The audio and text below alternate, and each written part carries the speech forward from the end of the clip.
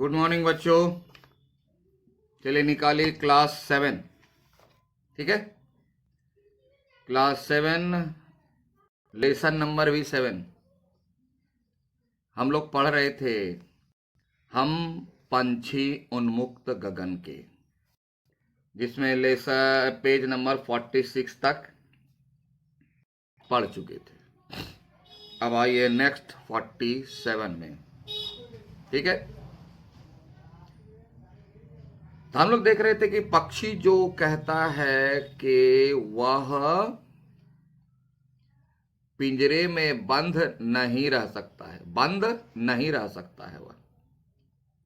वह खुले आसमान में उड़ना चाहता है। कहां तक? वृक्ष की फुनगी, क्षितिज की सीमा तक, वृक्ष की फुनगी तक वह वहां बैठकर झूला झूल रहा है। वह सब सपने की बात होगी, अब पॉसिबल नहीं है। क्यों?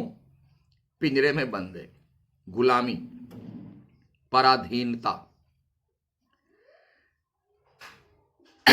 बाहर रहकर, स्वतंत्र रहकर उसे चाहे जो भी कष्ट हो, मरना भी पड़े तो मंजूर है, लेकिन पराधीन रहना, गुलामी स्वीकार नहीं है। आगे क्या कहते हैं? ऐसे थे अरमान कि उड़ते नीले नभ की सीमा पाने। ऐसी इच्छा थी, अरमान मतलब इच्छा थी, बहुत बड़ी इच्छा थी कि नीले नभ, नीले आकाश, नभ मीन्स आकाश, नीले आकाश की सीमा पाने की। यह आकाश, नीला आकाश कहां तक है? जहां तक है वहां तक पहुंचने की इच्छा थी। जहां तक है वहां तक पहुंचने की इच्छा। आपको 40 मार्क्स आता है, थैंक्स गॉड। थैंक्स गॉड नहीं करना है, 40 में ही, 20 में ही, अंतिम तक, यानी 100 आउट ऑफ 100 में 100, आउट ऑफ 50 में 50, अंतिम सीमा तक ये इच्छा होनी चाहिए। ठीक है, पक्षी वही कह रहा है, नीले नभ सीमा पाने, लाल किरण सी चोंच, यानी तोता क्या है? तो तोता क्या? लाल, चोंच लाल होता। तो लाल किरण सी चोंच खोल। लाल किरण, किरण का मतलब देखो, सूर्य जब निकलता है तो उसकी किरणें कुछ लालिमा लिए हुए रहती है। तो ही कह रहा है उसी के समान मेरी चोंच है, पक्षी कहता है, और मैं उसको खोल कर चुगते तारक अनार के दाने। अनार का दाना देखे होगे तो कितना सिलसिलेवार से सजा हुआ रहता है। जब सुबह होती है, सूरज निकलता है, लाली छाती है, तो आकाश के तारे छिपने लगते हैं, दिखाई देने बंद होने लगते हैं। तो उसी समय की चर्चा करता है कवि, करते हैं, पक्षी कहता है, कवि करते हैं कि जिस प्रकार सुबह की रोशनी लालिमा से आकाश के तारे धीरे धीरे दिखाई देने बंद होने लगते हैं, ठीक उसी प्रकार हम अपने, लगता है कि हम अपने लाल लाल चोंच, वह लाल किरण है तो पक्षी कहता है यह चोंच है, और आकाश में जितने तारे बिखरे हुए हैं, पक्षी कहता यह अनार के दाने हैं। और जब पक्षी जब चुन लेता है दाना को, तो वहां से दाना धीरे धीरे समाप्त होने लगता है, खत्म होने लगता है। उसी प्रकार आकाश से तारे दिखाई देने बंद होने लगते हैं। तुलना किया, होती सीमाहीन क्षितिज से। किससे? सीमाहीन क्षितिज, सीमाहीन यानी बाउंड्री लेस, जिसकी कोई सीमा नहीं है। क्षितिज, जहां लगता है कि आकाश जो है धरती को छू रहा है, वहां तक पहुंचने का कंपटीशन होता। होती सीमाहीन क्षितिज से इन पंखों की होड़ा होड़ी। किससे? पंख से। पंख से उड़ करके पक्षी वहां तक जाएंगे, देखते हैं कैसे नहीं जाते। कंपटीशन, कौन वहां तक जाता है, होड़ा होड़ी, कंपटीशन, प्रतियोगिता। तो इसमें क्या होता? या तो क्षितिज मिलन बन जाता, या तो पक्षी कहता या तो मैं क्षितिज के पास पहुंच जाता, या तनती सांसों की डोरी। तनती सांसों की डोरी का मतलब प्राण निकल जाना, मर जाना। बोला क्या होता?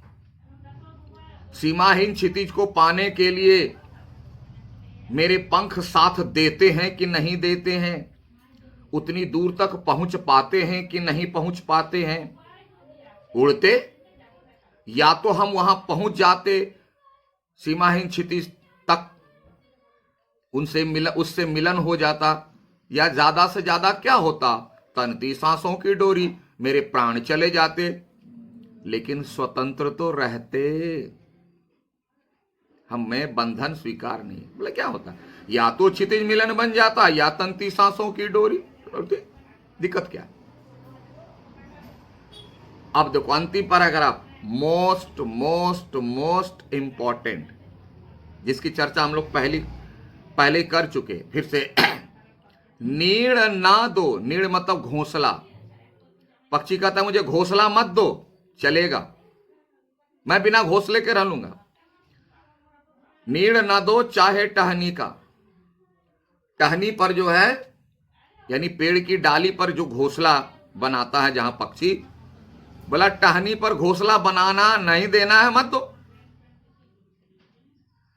आश्रय छिन्न भिन्न कर डालो, और जो बना हुआ है घोंसला, आश्रय छिन्न भिन्न कर डालो, तोड़ डालो, हमें कोई परवाह नहीं। बोला हमें नया घोंसला बनाने नहीं देना है, मत दो, मैं इधर उधर रह लूंगा। जो बना हुआ उसे तोड़ डालो, कोई दिक्कत नहीं है, हमें कोई ऐतराज नहीं है, लेकिन पंख दिए हैं तो। पंख, पक्षी के पंख होते हैं, इसीलिए उसको क्या गया पक्षी, क्योंकि उसके पास पक्ष है, पंख है। अगर ईश्वर ने उसे पंख दिया है, अगर क्या है, तो आकुल उड़ान में विघ्न डालो। मैं उड़ने के लिए बहुत बेचैन हूं, मुझे उड़ने दो। पक्षी अपनी इच्छा व्यक्त करता है कि चाहे नीड़ न दो चाहे टहनी का, मुझे घोंसला बनाने के लिए पेड़ की डाली मत दो, मैं दूसरी जगह बना लूंगा। जो आश्रय यानी नीड़ यानी जो घोंसला जो बना उसे तोड़ फोड़ के नष्ट कर दो, चलेगा, मैं कहीं भी रह लूंगा, बिना घोंसले के रह लूंगा। लेकिन पंख दिए हैं तो, लेकिन अगर पंख दिया है ईश्वर ने मुझे यानी पक्षी को, तो आकुल मतलब उड़ने के लिए वह बेचैन। पंख का यूज क्या है? उड़ना। उसमें विघ्न मत डालो, उसको होने दो, उड़ने दो। यानी पक्षी उड़ने के लिए, स्वतंत्र होने के लिए काफी बेचैन है, उसके लिए वह मरण तक सहने को तैयार है, कड़वे भोजन करने को तैयार है, कष्ट सहने को तैयार है, लेकिन स्वतंत्र रहने दो, बेचैनी। कविता के माध्यम से आपके सुमन जी कहते हैं कि उस समय का व्यक्ति भी पक्षी की तरह स्वतंत्र होने के लिए बेचैन था। मनुष्य क्या कर रहे हो? क्यों आपको बेचैनी नहीं है? उठो, आजादी के लिए लड़ो, स्वतंत्रता के लिए लड़ो। देखो एक पक्षी भी स्वतंत्रता पाने के लिए जीवन का बलिदान देने के लिए तैयार है, कष्ट सहने के लिए तैयार है। आप क्या कर रहे हो? ठीक है, तो चलिए हम लोग आज इस कविता को पढ़े और यहां टिक लगाओ, कंप्लीटेड। बार बार वही कह रहे हैं, ना समझ में आए 2 बार 3 बार वीडियो चलाओ, पाठ पढ़ो, प्रयास करो, प्रयास करो, प्रयास करो। प्रयास में हार जाओ तब थोड़ा पूछ लो लाइव क्लास में। व्हाट्सएप मैसेज से नहीं बताने वाले हैं, लाइव क्लास से जुड़ो, डिस्कस करो, समझो, अब पूछो। चलिए आइए, क्वेश्चन पर टिक लगाओ। लिखित का, मौखिक का नहीं करना है। लिखित में लघु तरीका क, ख, ग, खा में जोड़ दो। पक्षी को कड़वी निबोरी खाना किसकी अपेक्षा पसंद है और क्यों? ग, घ।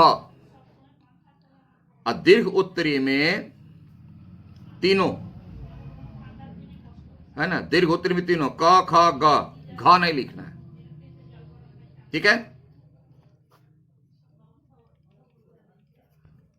Okay, thank you, have a nice day.